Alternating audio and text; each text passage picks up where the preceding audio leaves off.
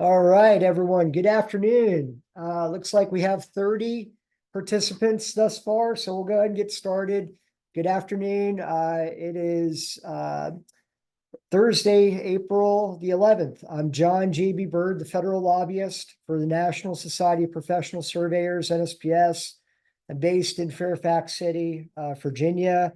President of Miller Wenhold Capital Strategies. We help represent NSPS and make sure that the surveying profession's voice is heard in the halls of Congress outside of the NSPS Day on the Hill, which is set for Tuesday, April 23rd. Really excited. Just quick ground rules for this session. If you have a question at any point, please use the chat box, which you should find up on the masthead of this session. So I placed a message in the chat box. If you have any questions, please use the chat box. So with that, let's go ahead and get started. No need to raise your hand or anything like that or interject. Just use the chat box. If you want me to clarify, go slower, go faster, or just in general, want me to repeat myself or dig a little deeper into an issue or logistics. So really excited for later this month, April 23rd. So with that, over the next 45 to 60 minutes, we're going to cover the legislative agenda, the 3 issues that NSPS will be taking to the Hill, and congressional visits as well, the logistics behind those visits. And just to get this out wide open, Congress will be in recess that week, April 22nd through the 26th. So when we go up to the Hill on April 23rd, there will not be any members of Congress or senators. There will just be staff up on the Hill. So just want to clarify that. Usually this happens to us maybe once a decade, where we just unfortunately picked a week where after we've already made hotel and other logistical decisions for when to do the Day on the Hill. Later on, usually is when Congress actually releases the schedule. And unfortunately, we just kind of got caught.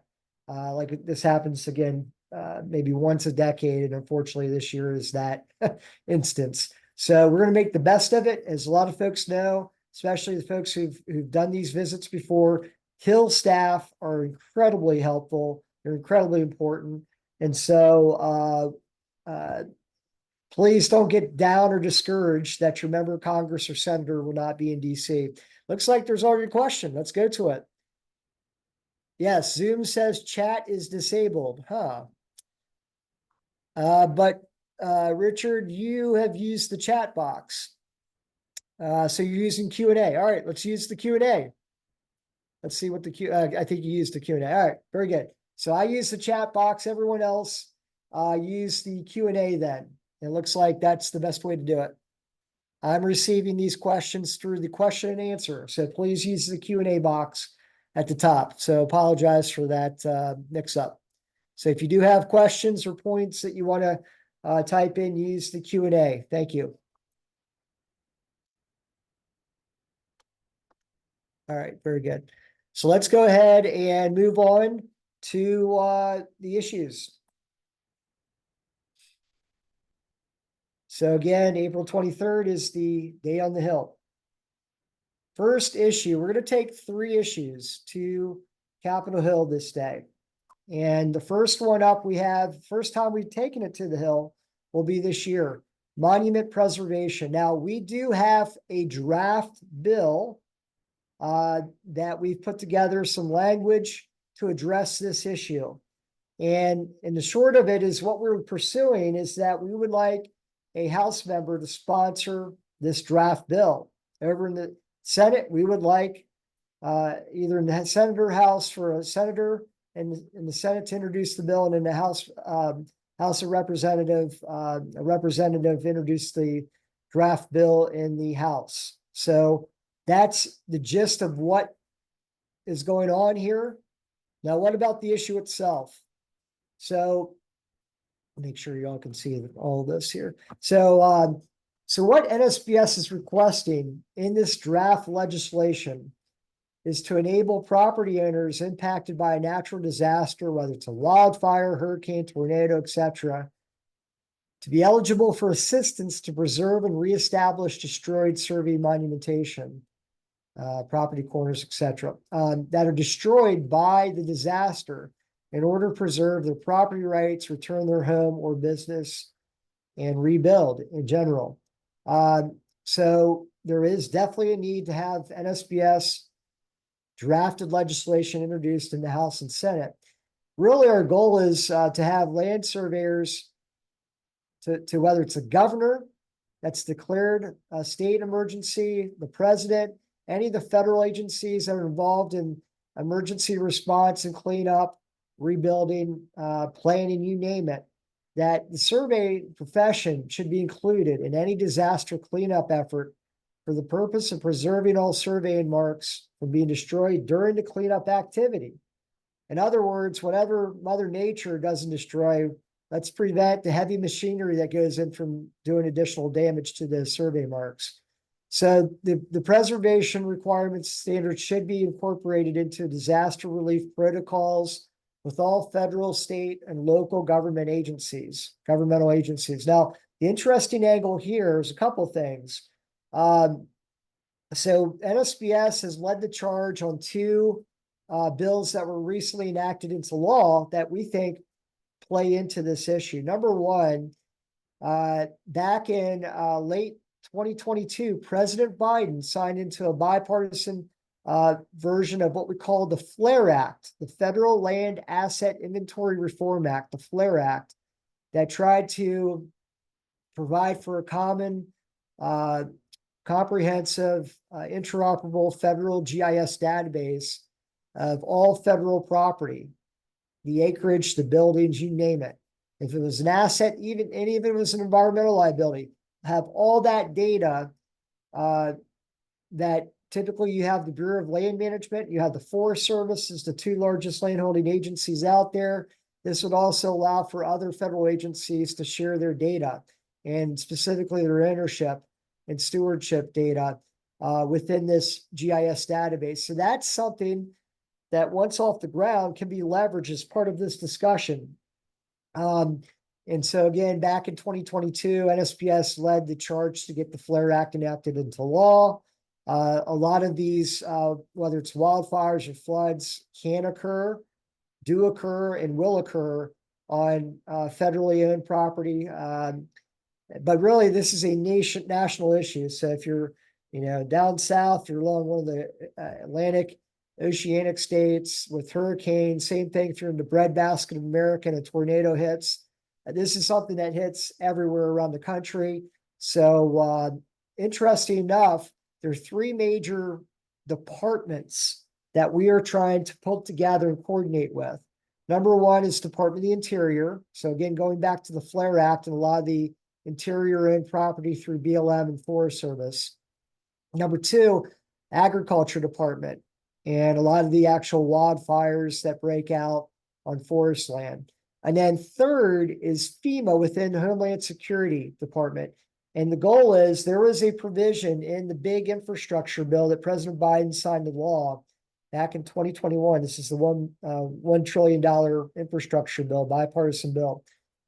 There was a provision in there that said that Interior, Agriculture, and Homeland Security should come together and work together with governors in every state to figure out, especially when it comes to wildfires or flooding or other perils out there, to consult with the important stakeholders before it happens, and then have a plan for cleanup and recovery efforts afterwards. So that's what we're trying to thread the needle on. FEMA really is the key player in this equation. And we do have an office in the House that's very interested in sponsoring the legislation. We're not there yet, so I can't really share that intel with everyone at this point. So again, when you are going to a House office or if you're going to a Senate office, we have draft legislative language. If they're interested with the issue, I will make sure to follow up with each and every one of you and those offices and share the draft language. But so we do have draft language. We simply make the ask. Will you sponsor the NSPS drafted legislation? Looks like we have some additional questions. So before we leave this issue, let's take a look at the Q&A. All right, so we have a question. Will our schedules be made and will they be in our packets? Let's come back to that because we'll cover that in logistics. And then is the draft bill available to us for us to review? It is. Yes, it is. Short answer. I need to figure out how best to disseminate that. I'd prefer not to have that listed on publicly available website. So I think what we might do is to independently email a copy of that draft legislation to everyone. I just do not want other folks outside of this organization to be aware of it. This is an NSPS item, and I really do want to the extent possible, not showcase draft text and make it publicly available for many reasons, but to make sure that each one of you has a chance to read through the language, yes, we will make sure to email a copy of that draft. But we at this point, we do not want to actually include that language in the draft packet. But we want to make sure that before you go to those offices, you've had a chance to read that language. So I think that's pretty fair. And then the question about where will our schedules be made and will they be in our packets? I'll cover that later when we get to the logistics. I want to focus more on the issues at this point, but we'll come back to that wherever iPad number 5 is. Thank you. Good questions. All right, so let's move on that's the first of our 3 issues. Next up. All right, so a lot of folks have heard about the annual defense bill. It is commonly known as the National Defense Authorization Act, otherwise known as the NDAA. Every year, Congress basically passes a 1-year version of the defense bill. So a couple months ago, Congress did finish up and President Biden signed into law the 2024 NDAA. So now everyone is shifting over now to the 2025 version of the defense bill, the NDAA. And specifically what we're pursuing is a workforce development angle to servicemen and women and their spouses through what's known as the Transition Assistance Program, or TAP. And, as we spell out here on this first page of this issue, our goal is to get the NSPS provision into both the House and the Senate defense bills for 2025. At some point, those 2 versions of the bill, the House and the Senate, will need to be reconciled. And we really do need to make sure that this NSPS provision is included in both. So when it comes time to reconciling the 2, our goal is to have this provision in both. That way it's an easy ask, and that they don't have to argue between stripping it out of one or adding it out to another. So that's going to be our underlying goal. Now, what is this TAP and what are we asking for? Let's go to the second slide here for this issue. All right, let's see. It's a lot. All right. So again, the TAP program and the 2025 defense bill, the NDAA. So this is what's happening. The House and Senate each have what's known as the Armed Services Committee. Shorthand, it's called HASC in the House, meaning House Armed Services Committee, or SASC, Senate Armed Services Committee. Both of those committees are drafting separate bills for the defense authorization. They've just got started in actually drafting their versions, and the timing of our visits could not be any better. Typically what we find on the House side, usually they get started a little earlier, but we would expect that even though April 23rd is a day when the House and the Senate are in recess, the next week, the House could very well be taking up their defense bill. So the timing of the visit the week before, potentially one of the committees marks up their bill. This is a huge deal for us. This is perfect timing. We do have a draft version of what we call the pilot for TAP for inclusion, and again, both the House and Senate. As folks know, I don't need to belabor this point, but surveyors are retiring faster than the new generation is entering the profession. There's a need to promote workforce in the geospatial community, including surveying at the technician and professional levels. So what we're specifically asking for in the fourth bullet point there, we're requesting a legislative provision to the 2025 National Defense Authorization Act, the NDAA, that would authorize a pilot program in the Department of Defense TAP to help members of the armed services with relevant skill sets, training, and military surveying or mapping experience to transition into the civilian sector surveying profession as the next step in their careers. So, without spelling out different offices or different states, well, maybe I might do that a little bit. We have made some inroads in both the House and Senate. We do not yet have the best news to share, but we have positive news. But I'm not going to list a name or two, but I will let you know this. Chairman Mike Rogers in the House Armed Services Committee is from Alabama. Adam Smith is the ranking member, the lead Democrat from Washington State on that committee. We've done outreach thanks to both our Washington State and our Alabama delegations to both Chairman Rogers and Ranking Member Smith. They've been aware of this issue now for over a year, in some cases, maybe actually 2 years now.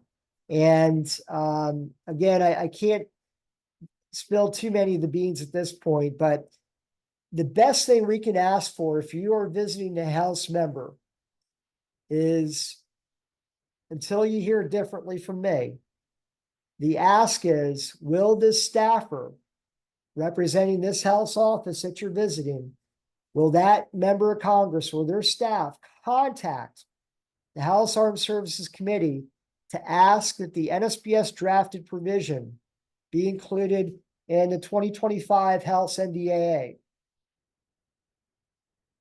So even though I spelled out Alabama, even though I spelled out Washington State, if you're visiting a member of Congress not from those two states, we still need help.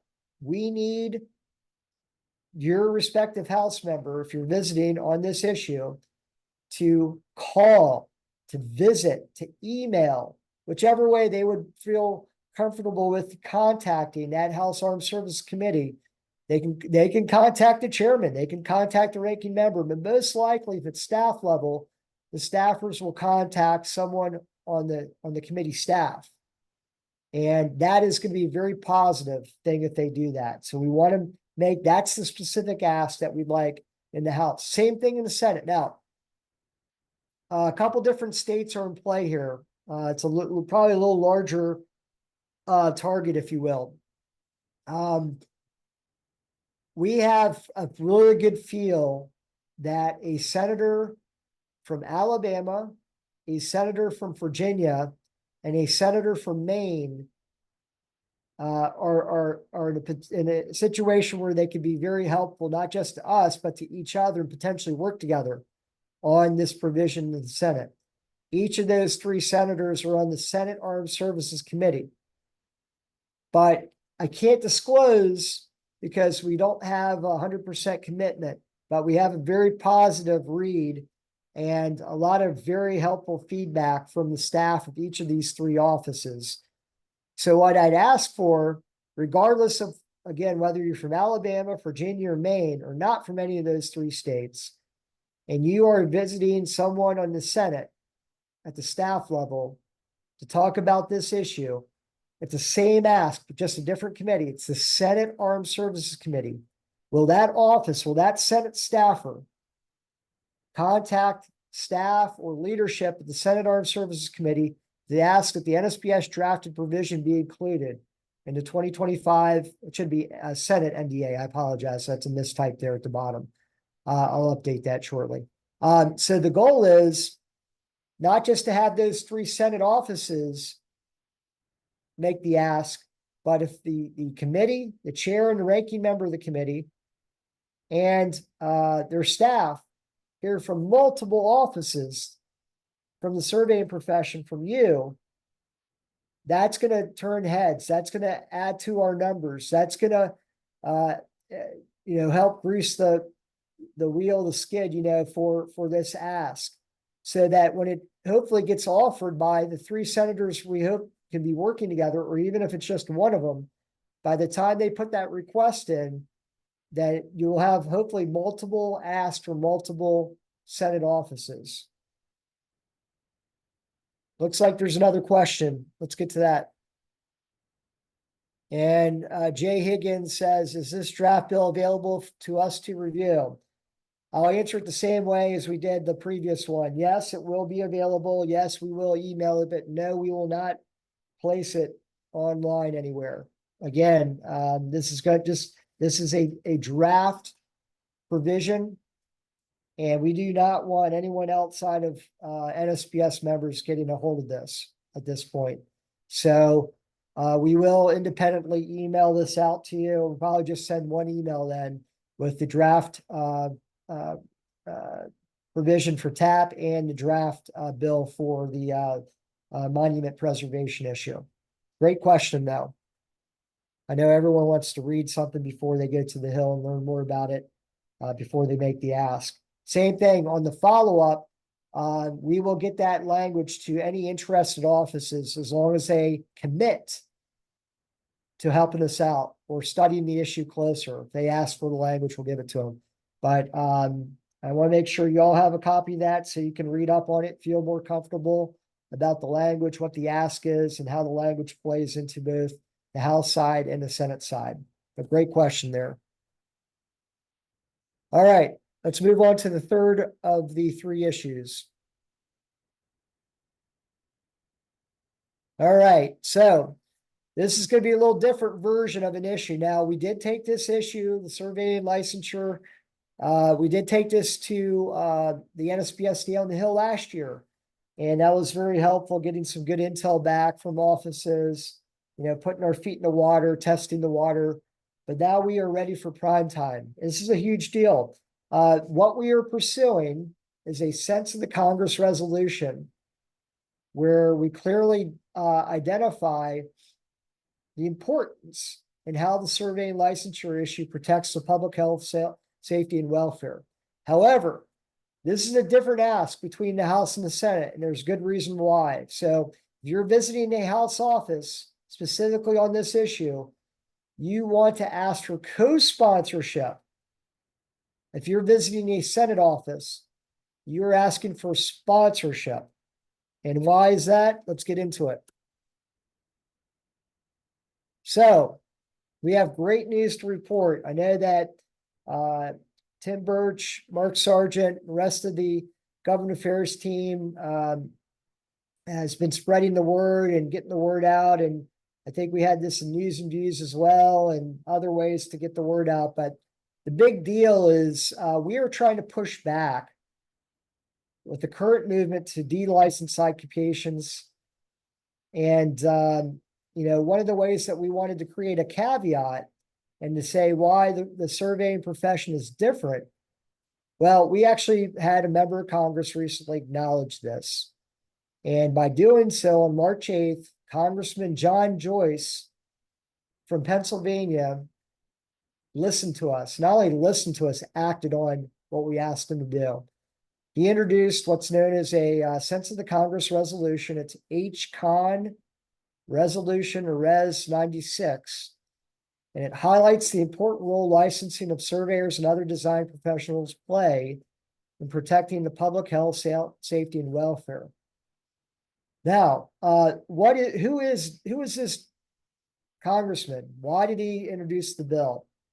Well, number one, he is a practicing dermatologist. He's a MD. He is a licensed professional in Pennsylvania. Well, that's one thing. We then found out when I had a chance to meet him last summer for the first time, his father, when he found out I represented NSPS, he said, whoa, whoa, whoa, whoa, my father was a surveyor. A couple months later, we set up a meeting with a constituent through the Pennsylvania Society of Land Surveyors in Gettysburg, Pennsylvania, where his district is, Dr. John Joyce's district is. And we had a constituent, Eric Gladhill from Pennsylvania, host him. And in this 1 hour briefing session during the August recess of 2023, where Dr. Joyce and his staff visited with Eric and the engineering firm that had Eric on as a surveyor, the congressman stopped and said, wait a minute, not only was my father a surveyor, he's also an engineer. So this is someone who understands firsthand from a family perspective, but also firsthand as a licensed professional in the medical field, what it means to be licensed. So that's the connection. Now, the reason why I'm really focusing on the fact that he's a doctor, I'll get to shortly. Now,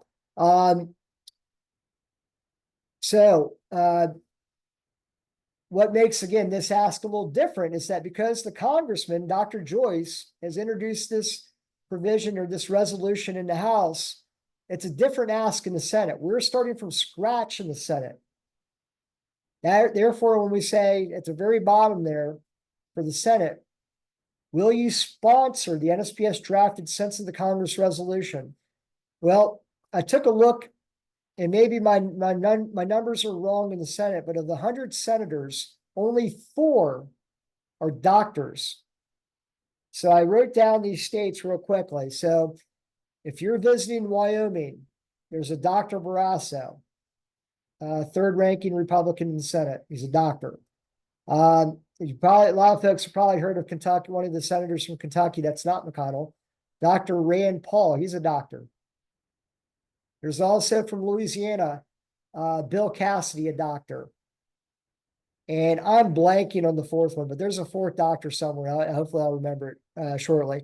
But those are if you just follow the logic behind Dr. Joyce, a congressman from Pennsylvania, even if it doesn't make sense from a committee point of view, the fact that Barrasso, Paul, and Cassidy and one other senator are doctors, that should be our #1 hit right there. Those are our best chances to have another doctor, in this case in the Senate, introduce what Dr. Joyce has done in the House. However, if you're going to a House office on this issue, it doesn't matter whether the doctor or not, it does matter if they're licensed somewhere else, but the ask is a little bit different.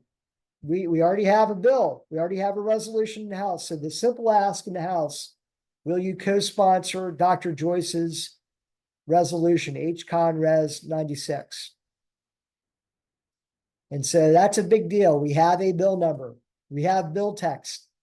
Any member of Congress can read through, any staffer can read through that bill text. We have it. It's publicly available. We are not being shy. We are not trying to cover that up or be secretive about it. So we've got a bill number. That's the ask in the House. That's the ask in the Senate. And it's the last 3 bullet points there halfway down the page. All 50 states and territories license the profession with licensing dating back to 1891. Surveying is essential, whether for engineering, for infrastructure action projects, or boundary surveys for home ownership.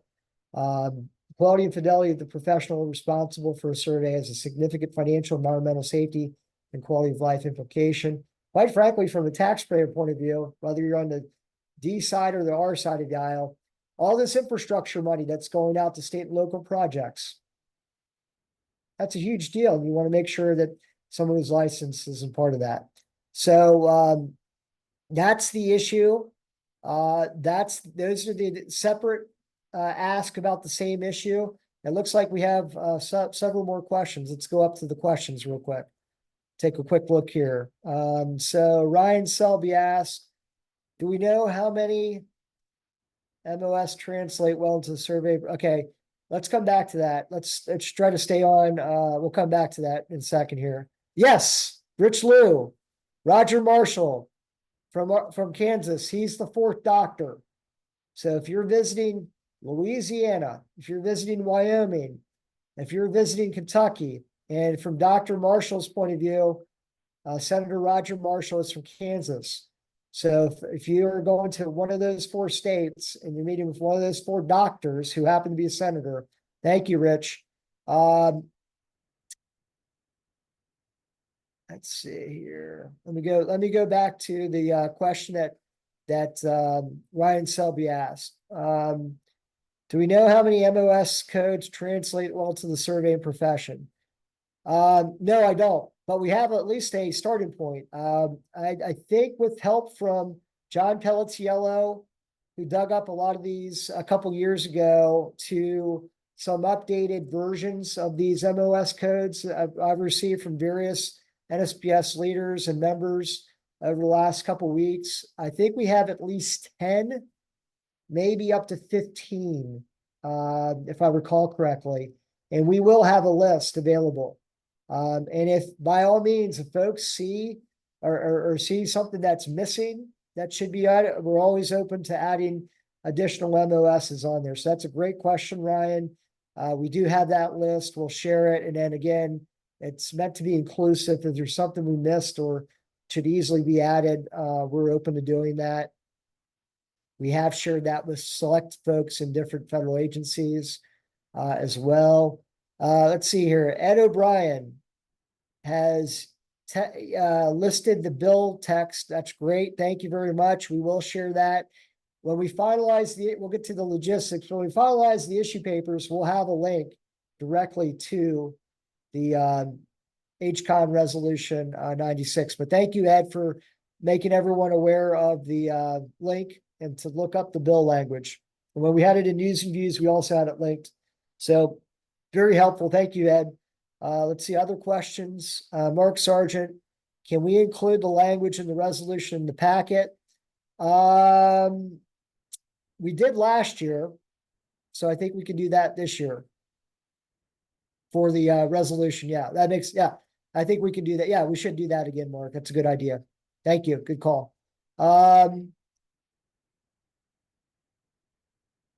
Let's see here. A couple more questions.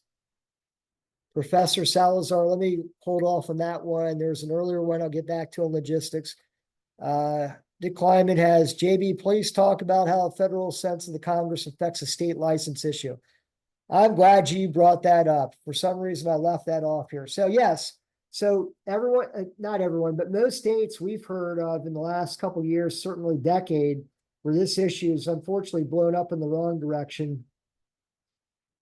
This issue just keeps popping up. It's like whack-a-mole, and there are more of them out there, unfortunately. So how this plays is this. This is a federal sense of the Congress resolution. And it needed to be done at the federal level because presidents of either party have sided on the deregulatory point of view. So by default, with the presidents of either party taking sides against us, if you will, on this kind of issue, it was imperative to get something on the record at the federal level here in Congress. So literally by having Dr. Joyce literally plant a stake in the ground on behalf of the profession, that's a huge deal. How it can be leveraged, Dick, is this. So whether it's bills that have already been introduced at the state level or will be in the future, this resolution is completely toothless at the federal level. It was meant to be introduced so that each one of you can work together. If you have a state lobbyist or if you do the lobbying on your own, either way, if you see a threat, if you see a bill, if you see a member of your state legislature that's about to reintroduce or has already introduced something that clearly doesn't separate and create a caveat for the surveying profession, then you can showcase this resolution and it can be leveraged in your talking points. Look, members of Congress have literally put it in the nation's capital, have literally said, this is an issue. And this is the rationale as to why the surveying profession should be exempt from the deregulatory efforts underway in the states. When we brought this to Dr. Joyce's attention, We let them know what was going on. It was one of those things where we said, yes, oh yeah, this is an issue in Pennsylvania, no doubt about it, in your home state. But quite frankly, there are going to be so many other states that can benefit from you taking the lead on this, Dr. Joyce. And he agreed to do it. He understood what was happening. And by putting his name on this, he's going to get some pushback. But he still decided to help us out with it. And so the goal again is to have this as a talking point that you can corral into the additional other talking points that you already have on this issue when you have to push back, whether it's with the governor, the cabinet agencies in a certain state, but certainly as these this specific deregulatory push is debated by your respective state senators, respective state delegates or representatives at the state level. So it's a big deal, huge news to have the resolution introduced, but this resolution is going nowhere in Congress. Its express need was to get it back down to every state so you could actually leverage it to push back. So a great question, Dick, on that. All right, any other questions before we get to logistics? Looks like there might have been a couple more that have come in. Let me just go get in and out of here real quick again.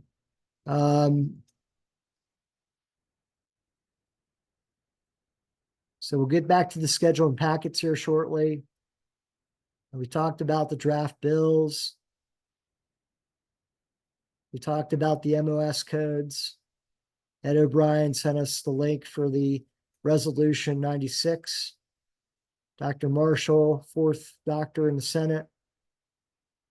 All right, so I think we've covered those 10 issues shy of the logistics, so the 2 or 3 questions that were on specific. So let's go ahead.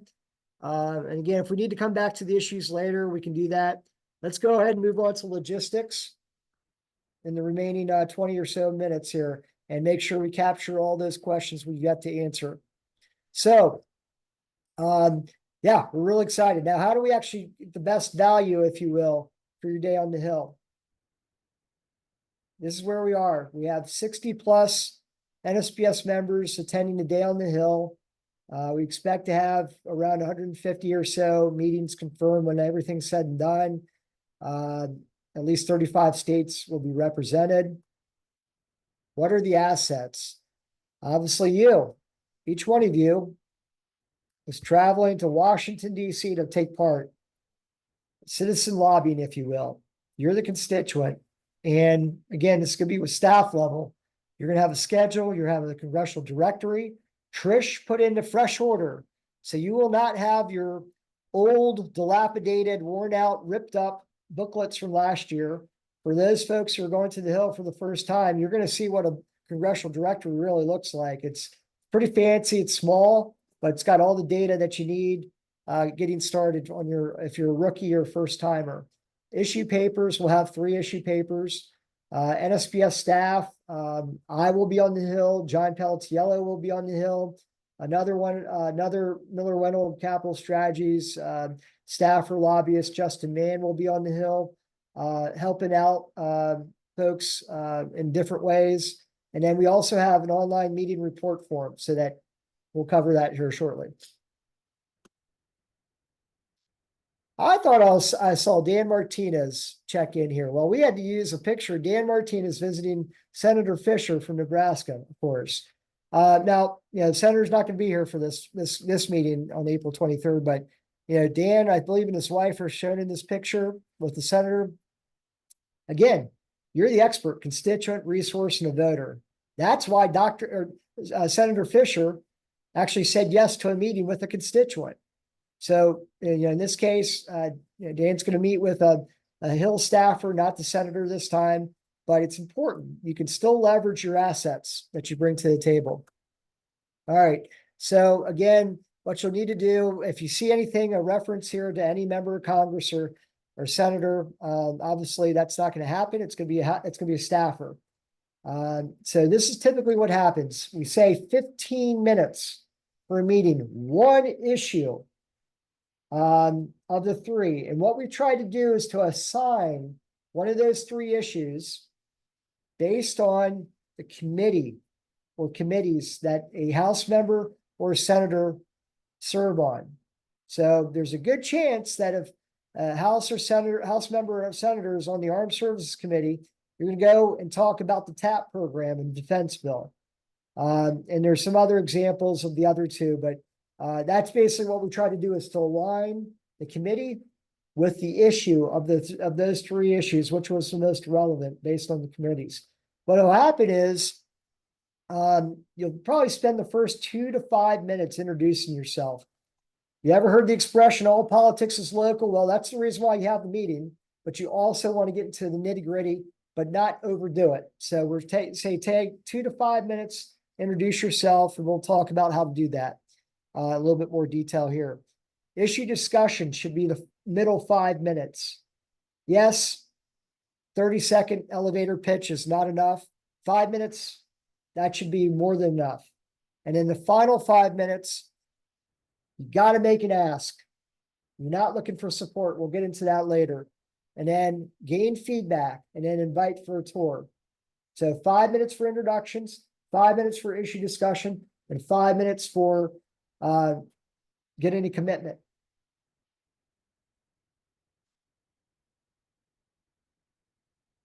How do you do each one of these? So, just like you're meeting a client or a prospect, all politics is local. Get into the nitty-gritty details here. Describe a project, describe your office. So we've asked for 2 different zip codes. Where do you live and where's your office? If you have an office of 2 people, if you have an office of 20 or 200, just bring the basic data with you. If you're working on a project, single out a project. It can be any kind of project, but it's got to be in that district or in that state. Make it local. And then, this is the tricky part. If you're going by yourself, this is easy. You're the team leader. If you have 3 or 4 in your delegation, please assign a team leader before you go into that meeting. And then discuss roles and responsibilities. Who's going to be the leader on the talking points? Who's going to be the leader in making the ask?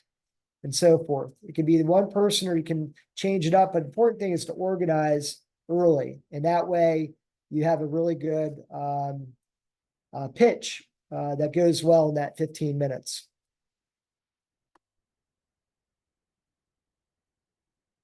So for any one of these 3 issues, describe how the issue affects the country, the state, the district. Again, all politics is local. Offer the legislative solution. And again, you'll have access to each of those 3 legislative issues and the legislative solution in advance. And only one of them, I think at this point, will you go to the Hill with, but you'll have access to each of those 3 before you get to the Hill. But really, gotta ask for action. Never ask for support. Support means, yeah, we'll support you. That doesn't get you anything. Action, you got to ask them to act on your behalf. It's got to be very specific. So I can't remember if Cotton Jones is on this call, but Dr. Barrasso, remember we talked about Dr. Barrasso? Well, he's from Wyoming. Cotton Jones could be visiting Dr. Barrasso staff, right? So staff of Senator Barrasso, will you sponsor the Sense of the Congress resolution on survey and licensure? Cotton is never going to ask for support. He's asking for action. Now, so that's basically what we want to do. So that's an example of how you ask for action. It's a very specific ask.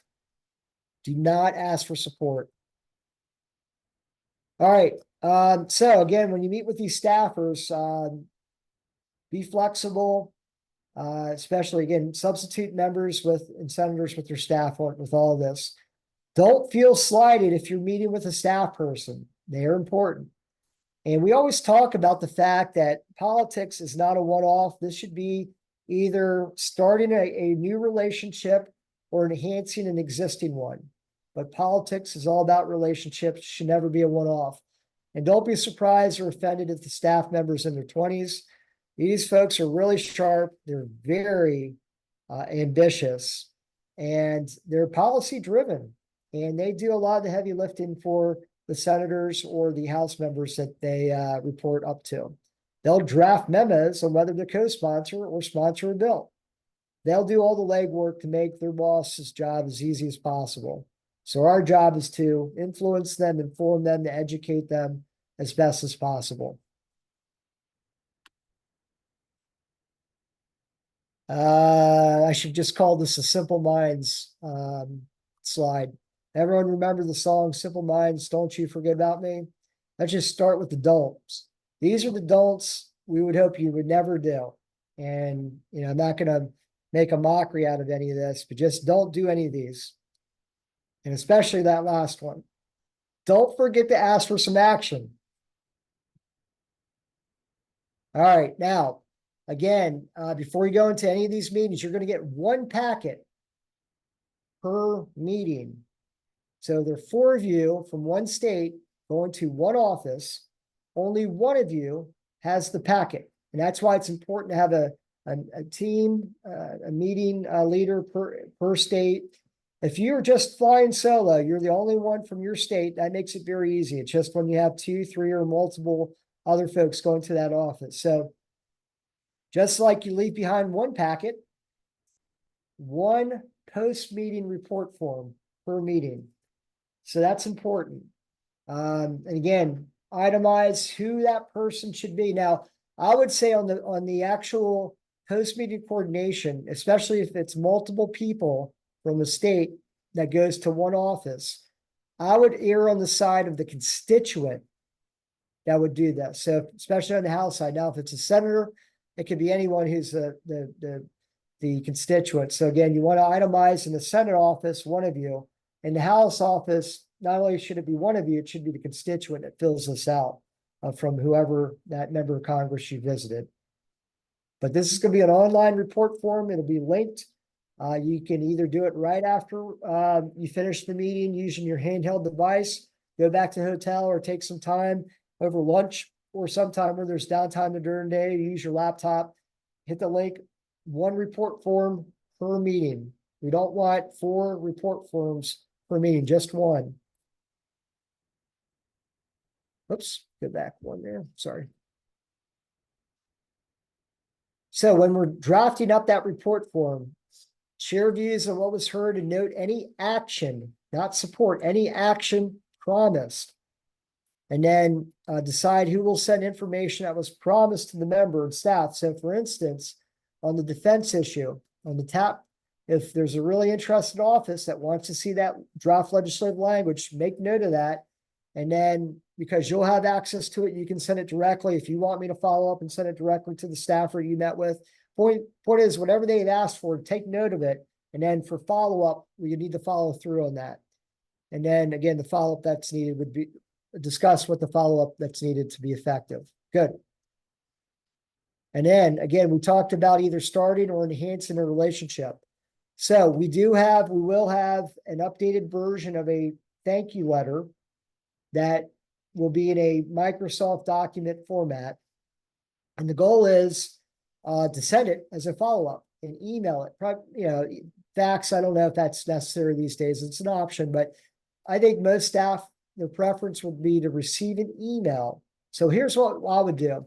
I would take the draft template thank you letter that's in a Microsoft Word document, tailor it to the office, personalize it on your office letterhead, PDF it,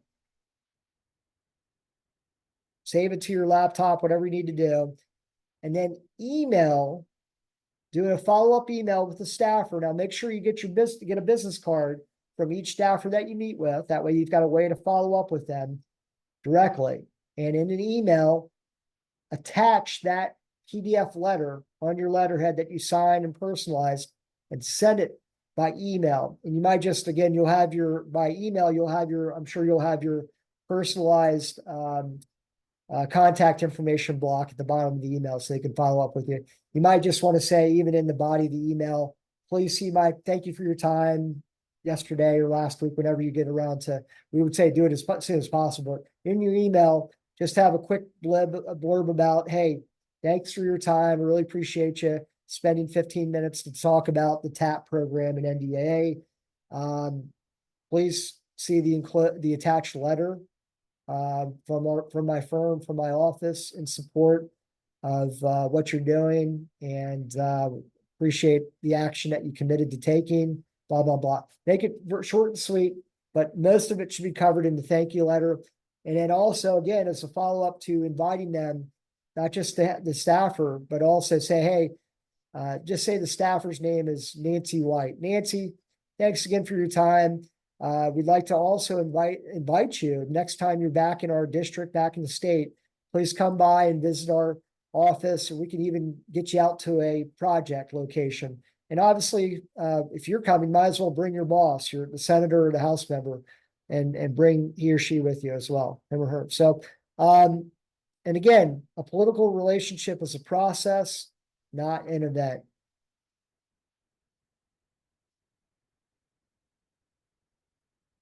So whether it's, again, meeting with the member of Congress in the top left-hand corner, this is Tom Tiffany from Wisconsin. Obviously, we had the great folks from the Wisconsin delegation going in person right after COVID and meet with the congressman. And then in Oregon, there's a member of Congress who's retired, but PLSO did a great job of not just visiting the congressman in DC and his staff, but inviting the congressman to come out and do a tech demo back in Oregon. And that was a huge deal, connected to drones, 3D elevation data, infrastructure. So it's one thing, obviously, to meet with your member of Congress in DC. It's a huge commitment, their staff, but also, again, extend the relationship, continue the relationship, invite them to visit. What's the role? Additional roles after the day on the Hill. So 10 town hall meetings, including virtual options. Invite a member of Congress to visit, again, tour, or locate, go to a location of a project. And again, continue correspondence. I tell you what, if you go to a town hall meeting in person, especially, one of the golden rules of a town hall meeting is 99% of the people that show up complain. So why not be that 1% that goes in, regardless of party, and actually compliments, whether you agree with the member of Congress or senator or not. If they've done something, if you think they've done something well, like literally compliment them in front of everyone. And if they don't get your card, their staff will come out of nowhere and get a card from you. Because all they hear is complaints at these town hall meetings. It's rare for someone to actually get up in front of everyone and thank them for their public service and thank them for doing something on behalf of their constituents. So again, a way to continue the relationship. Now, we've got some questions here, but again, our Miller Wedhold Capital Strategies team, you got John Pelletiello, who's the government affairs consultant. I'm the lobbyist, and obviously we want to take as many questions as possible. We've got a few minutes left. So let's go back. It looks like a couple more questions have come in. So let's make sure we answer every single one of these. Let's see here. All right, iPad 5. Will our schedules be made and will they be in our packet? So when you register, you had the option to either make the appointments yourself or have NSPS do the appointments for you. So thanks to those that did their own, thanks to those who asked us to do them for you. We are putting together a master database of every single office to be invited and requested for a meeting. And then once we have those confirmed, yes, we will make sure the schedules are placed in your packets. So you get a couple different packets when you show up on Monday, April 22nd, when we split you all up by state for the final in-person training session the day before the day on the Hill. We'll divide everyone up by state. We'll have each of your packets there. You'll get two different packets. Number one is your personal packet, where you'll have your schedule, you'll have the issue papers, you'll have lobbying 101, you'll have cheat sheet, you'll have cheat sheet, talking points per issue, we call it the cheat sheet. You'll have a couple other items in that one packet that each one of you gets that individual packet. And then for your state going to the Hill, you'll get separate packets, but it's only going to be one packet per office per visit. So yes, we will have the schedules and the packets coordinated with you, but you're gonna have that all available when you show up Monday evening, 6:30, I believe is the start time in the hotel in Arlington, Virginia. Great question.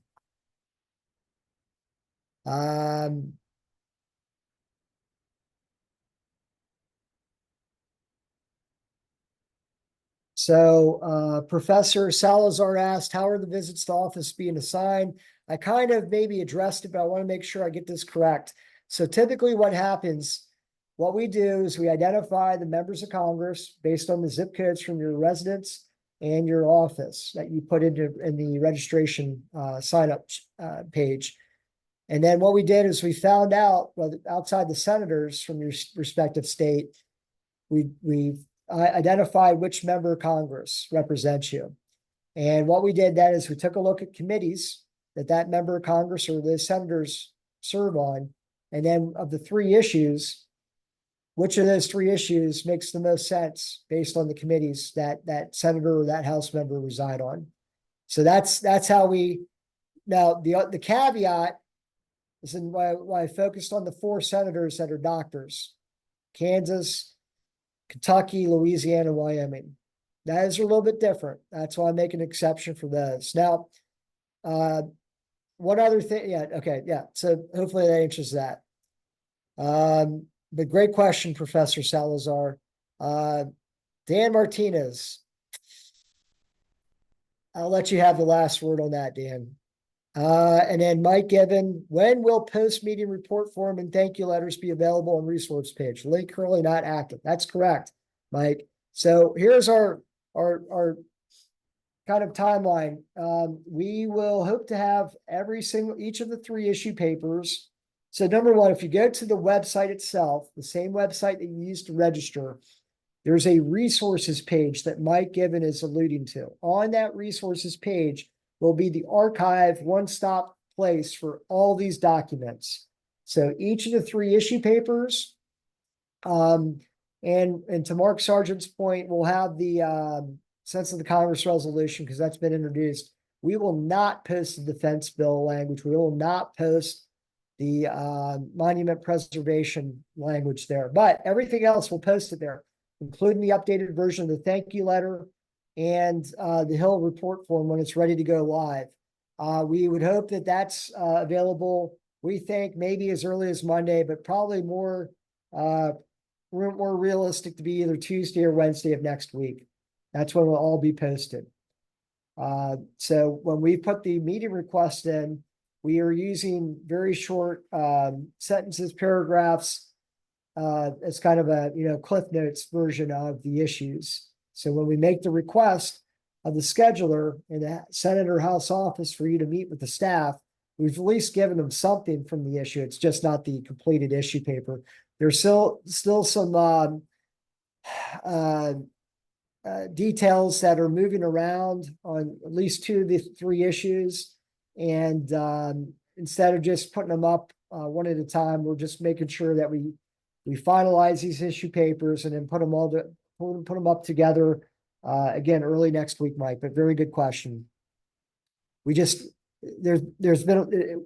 always have a deadline to do this, and I know that folks want this as soon as possible. And we're just trying to make sure we get them up as soon as possible, but also not put something in there that's quickly outdated because things are literally happening behind the scenes really quickly right now. And so we think, though, by Tuesday or Wednesday of next week at the latest, that we'll have everything listed there, including the updated version of the talking points, thank you letter, etc. But great question, Mike. All right, so we are at an hour or so. We've had 12 questions, and we still have 37 people on the line. I think we had a height of 38, maybe a little north of 38. Before anyone else leaves, what else should we cover? Are there any questions? Are there any concerns? Are there any logistical issues?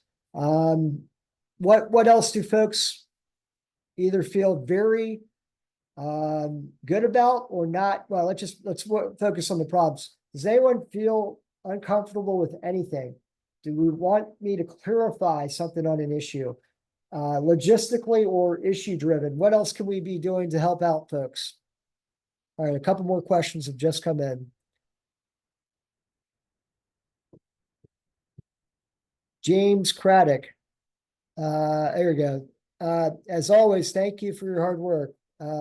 Hey, James, happy to do this. It's an honor and privilege to represent you.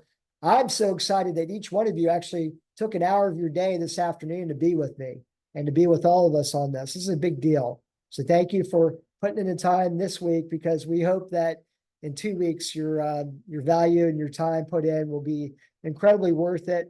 And looking forward to seeing everyone in person for sure, James. But thank you for the very nice words. Justin Silva. Looks like Justin's a rookie. For a first timer, how can I best be used? Well, so number one, and Justin, please tell me, what state are you from? I should have this somewhere here. Justin, what state are you from by chance? Can you just really quickly answer that? I can't hear you. You just have to repeat yourself there. North Carolina. Oh, great. So that's good. So number one, most likely North Carolina is going to have multiple folks. So you're gonna be in an advantage in the sense that you're going to have other folks who've done this before go with you. So my job is to make your visit run as smoothly and as efficiently as possible. And we're trying to do that. You're doing the first step, which is to actually sign up and register and be involved and actually come to Capitol Hill and then learn more about the issues. And because I think you'll have some folks who've done this before with you, if I'm missing something, if you want more intel, we can meet in person on Monday, the 22nd. You're going to have veterans with you doing these visits. So I'd highly recommend just, taking some cues from your colleagues from North Carolina. But overall, if you're a rookie, first timer going to the Hill by yourself, there are 3 of us, including me, that can go with you. And what we try to do is that you'll have it, hopefully at least 3 meetings, maybe more than 3. But the goal is, let's go with you for your first, maybe your second meeting. And you'll get to see how it goes with me or anyone else you might be going with. And maybe by that second or that third visit, you might be feeling comfortable at the point where you want to do it by yourself for the rest of the day. But we want to make sure that any first timer who needs help, wants help, doesn't feel comfortable doing this, that we match you up with someone from your state or have me or someone else on the NSPS Miller Wenhold staff go with you. So we can make sure your experience is a positive one and the value is a positive one. And hopefully you come back for another year, just like a lot of folks on this session are repeat attendees. A great question, Justin. Glad that you stepped up and wanted to be a part of this. It's a big deal. Thank you. And then, will there be a shuttle? Hopefully this is not an eclipse question. I'm kidding. So no, right now, no. So from the hotel to Capitol Hill, there's several ways to access it. So the good news, the hotel is right next to a metro stop in the Ballston section of Arlington. If you're going to a house side meeting, you want to get on the orange, blue, and I think yellow line. That'll take you to what's known as Capitol South Metro. If you're going to go to the Senate side, you'll take orange, blue, silver, yellow, but you got to transition at Metro Center onto the red line, and the red line will take you over to the Senate side at Union Station. That's one option, is Metro. Another option is ride sharing, taxi. I think we even had Ed O'Brien one year literally walk across a couple bridges multiple times during the day because things shut down. But Ed O'Brien, I think, wore out, not as welcome, but he wore out his shoes that day walking. But I wouldn't recommend that. But Ed is quite the warrior. And then other ways, yeah, so planes, trains, automobiles. So unfortunately, we will not have a shuttle. Let's see here. Expected dress, anonymous attendee says expected dress code. So number one, it is recess. It is staff. the trend that we've seen during recess is everyone dresses down, including the staff. So by that point, I say don't dress down. We always say dress professionally. If you want to be taken seriously, if you want the profession to be taken seriously, dress up. And that means professional attire. And everyone else, and during a recess week that dresses down, let them make you look so much better. You're going to be taken seriously. They will not be taken seriously. And folks will respect you for dressing up. That would be my suggestion. So we always say, if you want to be taken seriously, then dress seriously and dress professionally. Great question. Pat Gaylord, do you want to cover what to do if you make a mistake in your meeting? Yeah, so that's a good point. That's a good question, Pat. So I think I know where you're going with this. So if for whatever reason, what you see in the language and the talking points, if the communication of those changes or something gets updated, or what we fed to you is 2 weeks old data or language and it's outdated already, and just you make an honest mistake or an honest misstatement, something to that fact, and you find out about it, you remember, and then you discover after the fact, after the meeting, that maybe you said something that was wrong or was just a mistake or just out of context at the time. The best way to handle that is to be very upfront and honest, and to go back to that staffer and just admit to it, come clean, and just say, oh, by the way, I want to correct myself. You can do that in the thank you letter. You can do that verbally by phone. You can do that in an email. And I think the staffer will appreciate, it gives you another reason, quite frankly, to follow up with the staff anyway. But I think there are very few folks in DC that do it. And I think that'll set us apart. Honest mistakes happen all the time, not just in DC, but elsewhere. And I think that's another way to get on the level playing field with these staffers, to come clean and just admit a mistake. Good, very excellent question, Pat. I don't think anyone's ever asked that one before. Rich Lou, explain transportation from Arlington to the Hill. Hopefully I hit on that a little bit, Rich, as far as Professor Salazar's question about the shuttle. So taxi, ride share, Uber, Lyft, Metro. If someone actually parked at the hotel and wants to service kind of like a caravan and pile in, that's an option. Don't want to, obviously put words in anyone's mouth or offer that up. But some folks will ride share or just carpool up. Jeff Glendanian, tongue in cheek, state of confusion, haha. Ramon, thank you, JB. Will this recording be available later today? It will be available. It's going to be a big file, and no, Ramon, I cannot guarantee it's going to be available later today. We will try our best to have it up on the NSPS resource page by tomorrow. I think the best thing, Ramon, I think the logistics of this, it makes the best sense that once it's posted, that what we do then is just send out an email to everyone who's registered and say, oh, by the way, if you missed or want to watch the recording, here's the link as found on the NSPS Day on the Hill website resources page. And by the way, here's the draft language for the defense bill. Here's the draft language for the monument preservation. So thank you, Ramon, for planting the seed on that one. Professor Salazar, do we need to have our passport or driver's license for security? Great question. Assuming everyone's from the States, no, you do not need a passport. Your driver's license is helpful. I don't think anyone's really going to ask for it, but you should always have it. Typically what happens when you enter in a House or Senate office building, you need to go through security, and they have metal detectors. Our rule of thumb is travel lightly. Make sure you have your ID on you, but it's rare instance that they'll actually ask you for it, but you should definitely travel with it. Obviously basics, obviously don't bring weapons, don't pack heat, don't bring anything sharp that could be misconstrued as a knife or something that could cut. Bring your laptop, bring your handheld device, wear comfortable shoes. You're going to be walking around a lot. if you're going to be unprofessional in any of your attire, it should make sure that it's your shoes, and everyone understands bad moods, injured people, how tired people get from wearing shoes like I wear. I wear very I wish I had better shoes, quite frankly. But that's a great question. Travel light, travel casual shoes, but dress otherwise professionally.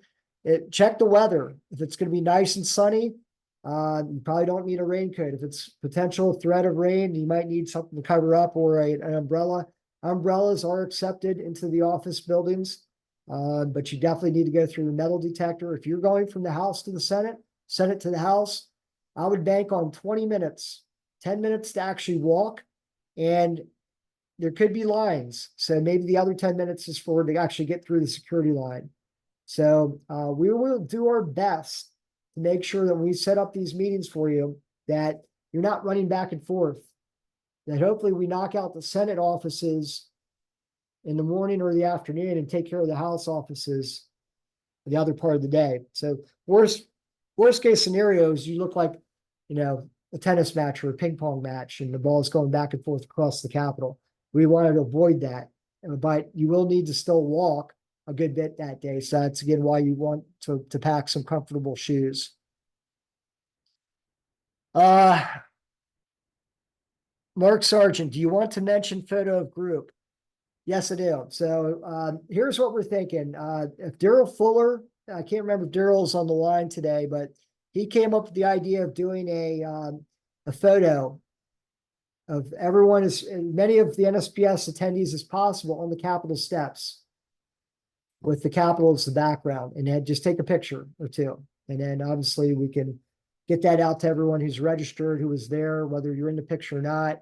You can obviously make a lot of hay out of that social media wise, or report back to your affiliates, et cetera, et cetera. So yes, we will look at the schedule once we have as many of the meetings confirmed as possible. And one of two ways to address it. We'll either try to get folks up to the Hill early in the morning, meaning somewhere between 8:30 to 9:15, and have everyone meet at the Capitol Hill steps for a quick photo. Or we might wait till lunchtime, and sometime between 11:45 and say 12:45, get as many folks as possible. Now, we're not going to get all 60 plus attendees there at once. We understand that's just not realistic. But my goal is to get as many of you as there as possible. And I think it's a big deal. It's important. And we should definitely try it and see if it works out. And again, we'll try to get the word out closer to the date. I think we'll definitely have that addressed by Monday, April 22nd, when we do our final in-person session. We can probably announce where and what time of the day to arrive on the 23rd for the group photo. Great question, Mark. Ramon, good. Let's see, a couple more questions. Thanks for everyone's time. Looks like we're losing some people. All right.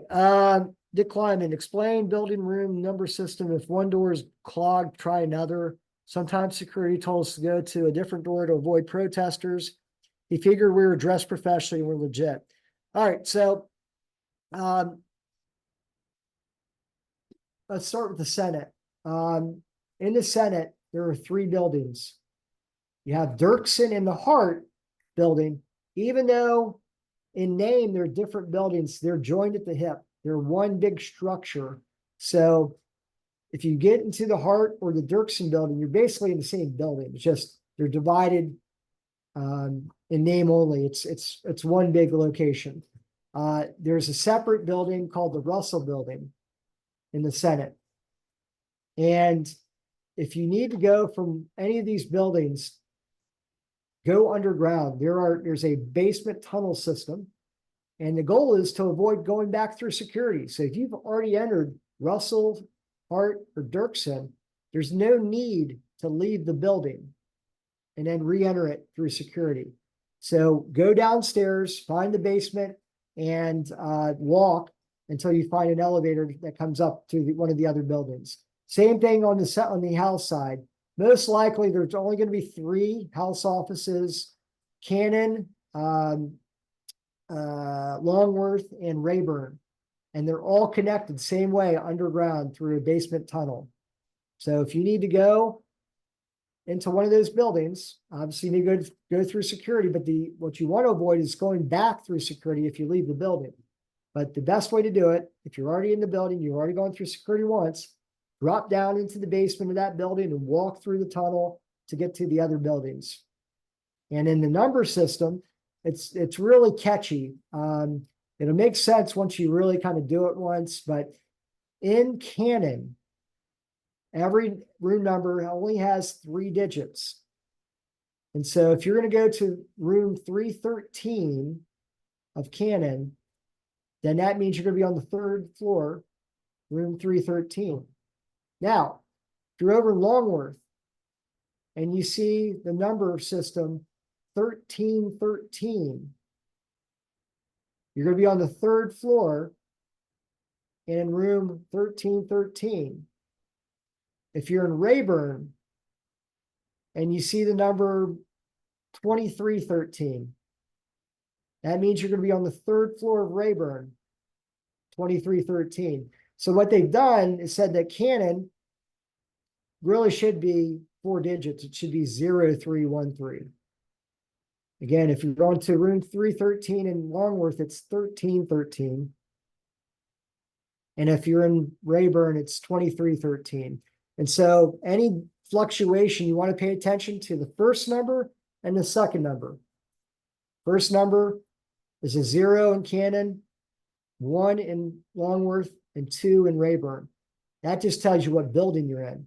And then the second number is the actual level where the room is located. But again, the most important level, whether in the Senate or in the House, is the basement. That's the way you avoid going back through security and wasting your time in the security line, but you can just go underneath, use the tunnel system, and then come back up in a new building. All right, great question. And avoid protesters, yeah. Yeah, just in general, respect Capitol Police staff, officers. Whatever they tell you to do, and just respect that. And if they have new intel based on something that's happening, yeah, just be respectful, ask them, and they'll point you in the right direction. And if anything, protocol has changed. Great question.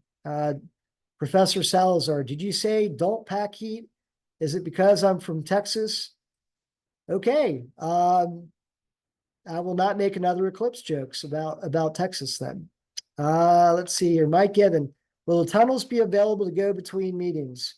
Yes. However, the tricky part is if you're on the House side and you want to go all the way over to the Senate side, you can do that, but it's a special circumstance. You need help, and it's just not going to be something that's going to be easy to be done. That's where you need to go back above ground and walk from the House to the Senate or from the Senate to the House. But again, if you're in the Senate building and your next meeting is in the Senate building, just a separate building, you just need to go downstairs, take the tunnel, and come back up to the new building in the Senate. Same thing in the House. So hopefully that covers that, Mike. So yes to the tunnels. All right, so we've had a lot of questions. That's really good. 31 questions. I'm hoping I didn't miss one, but there could be one I've missed. And we're down to 31 folks. So are there any other questions, or is there someone who asked the question I'm just overlooking, haven't answered yet? All right, I'm not seeing any new questions. All right, so let's go ahead and take that down.